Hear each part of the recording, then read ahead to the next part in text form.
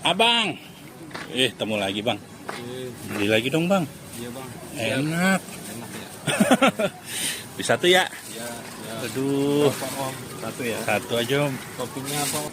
Red velvet. Oh, ini apa nih om? Ketan. Iya ini ketannya. Oke. Hmm.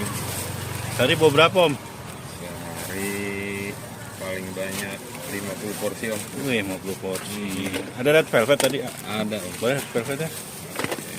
Wih. Kasih susu. Susu dulu nih.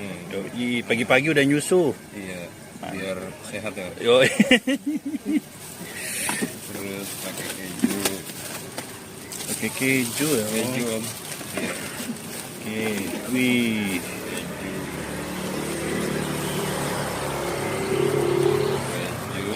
Red velvet ya. Yoi.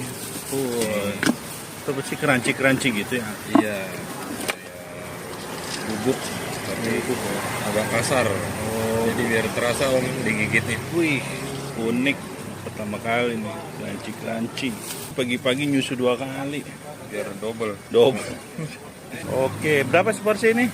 10.000 aja om. 10.000, murah bener. Oke. Udah dapat alat makan sama mangkoknya ya? Iya. Ini ketan susu nggak ada namanya ya?